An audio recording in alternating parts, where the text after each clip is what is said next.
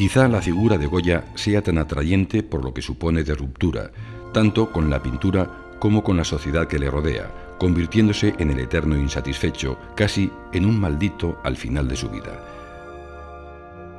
Francisco de Goya y Lucientes nace en un pequeño pueblo de la provincia de Zaragoza llamado Fuendetodos, el 30 de marzo de 1746. Sus padres formaban parte de la clase media-baja de la época.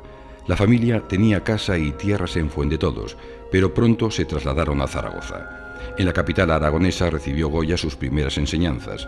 Con 12 años aparece documentado en el taller de José Luzán, quien le introdujo en el estilo decadente de finales del barroco, estilo en el que realizará sus primeros trabajos. Zaragoza era pequeña y Goya deseaba aprender en la corte. Este deseo motiva el traslado en 1763 a Madrid. En la capital de España se instalará en el taller de Francisco Valleu, cuyas relaciones con el dictador artístico del momento y promotor del neoclasicismo, Antón Rafael Mengs, eran excelentes. Valleu mostrará a Goya las luces, los brillos y el abocetado de la pintura. Deseoso de continuar su aprendizaje artístico, decidió ir a Italia por su cuenta. En 1771 está en Parma, presentándose a un concurso en el que obtendrá el segundo premio con el cuadro Aníbal contemplando los Alpes.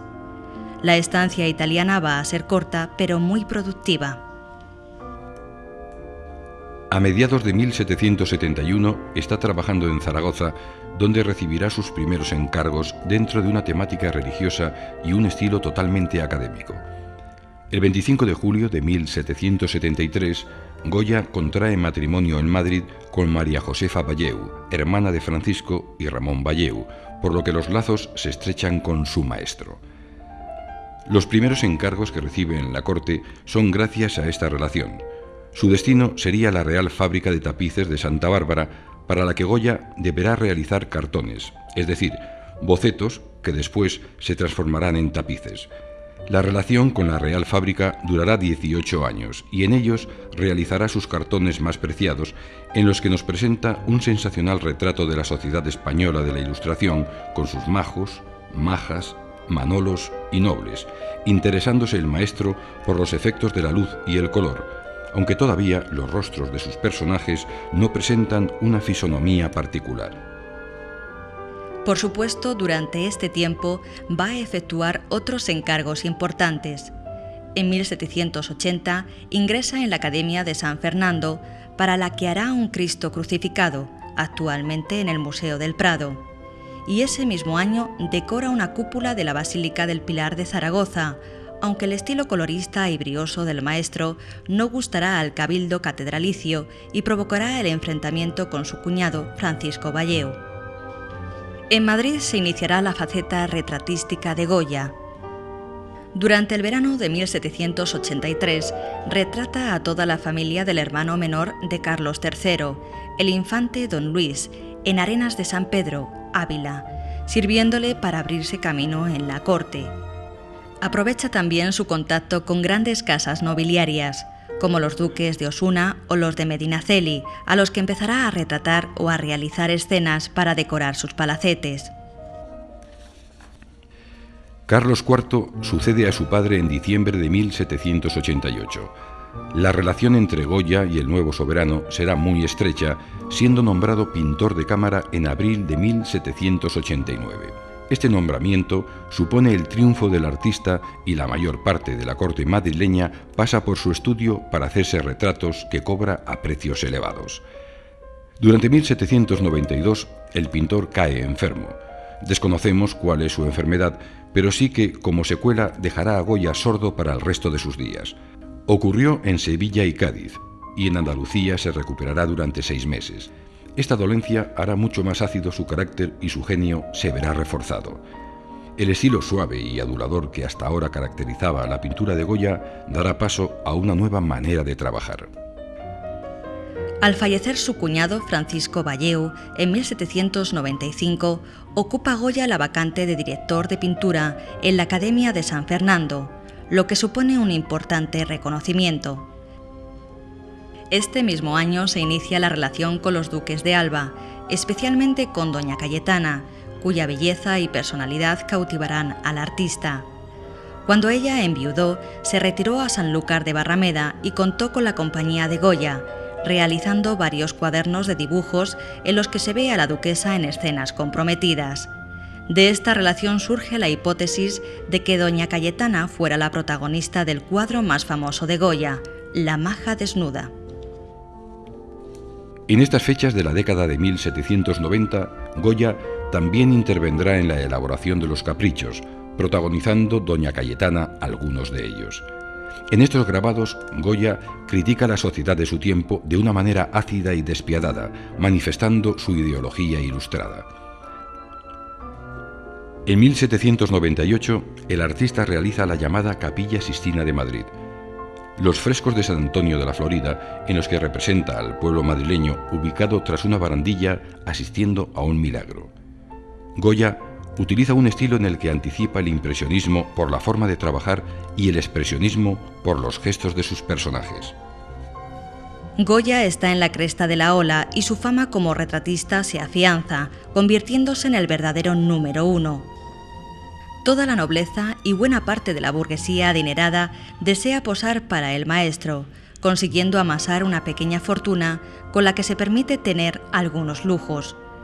El contacto con los reyes va en aumento hasta llegar a pintar La familia de Carlos IV, en la que el genio de Goya ha sabido captar a la familia real tal y como era, sin adulaciones ni embellecimientos. La condesa de Chinchón será otro de los fantásticos retratos del año 1800, mostrando a una delicada joven por la que Goya sentía una atracción especial. Los primeros años del siglo XIX transcurren para Goya de manera tranquila, trabajando en los retratos de las más nobles familias españolas, aunque observa con expectación cómo se desarrollan los hechos políticos. El estallido de la Guerra de la Independencia en mayo de 1808 supone un grave conflicto interior para el pintor, ya que su ideología liberal le acerca a los afrancesados y a José I, mientras que su patriotismo le atrae hacia los que están luchando contra los franceses. Este debate interno se reflejará en su pintura, que se hace más triste, más negra. Su estilo se vuelve más suelto y empastado, como muestran el Coloso o los bodegones pintados en este tiempo. Una de las obras clave de este momento es la serie de grabados titulada Los desastres de la guerra, serie que puede considerarse atemporal, ya que en ella se muestran las atrocidades que implica un conflicto bélico y el sufrimiento del pueblo que lo padece, lanzando Goya un grito contra toda forma de guerra o tortura. Al finalizar la contienda, pinta sus famosos cuadros sobre el 2 y el 3 de mayo de 1808, en los que narra de manera directa el origen del reciente enfrentamiento con la Francia napoleónica, convirtiendo al espectador en un protagonista más de tan atroces episodios. La relación entre Fernando VII y el artista no es muy fluida, no se caen bien mutuamente. La corte madrileña gusta de retratos detallistas y minuciosos que Goya no proporciona, al utilizar una pincelada suelta y empastada. Esto provocará su sustitución como pintor de moda por el valenciano Vicente López. Goya inicia un periodo de aislamiento y amargura con sucesivas enfermedades que le obligarán a recluirse en la Quinta del Sordo.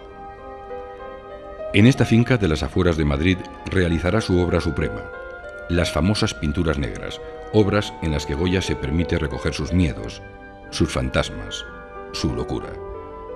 En la quinta le acompaña su ama de llaves, doña Leocadia Zorrilla Weiss, con quien tendrá una hija, Rosario. Esta temática, casi surrealista, tendrá su continuidad en una de sus series de grabados, Los disparates, conjunto de estampas pobladas por variopintos personajes en curiosas actitudes. Goya está harto del absolutismo que impone Fernando VII en España, así que en 1824 se traslada a Francia, en teoría a tomar las aguas al balneario de Plombiers, pero en la práctica a Burdeos, donde se concentraban todos sus amigos liberales exiliados. Aunque viajó a Madrid en varias ocasiones, sus últimos años los pasó en Burdeos, donde pintará sus obras finales, en las que anticipa el impresionismo. También por estas fechas realizó su última serie de grabados, Los toros de Burdeos, 4 láminas que enlazan con una serie anterior también de asuntos taurinos, La tauromaquia, poniendo de manifiesto la devoción del pintor por la fiesta nacional.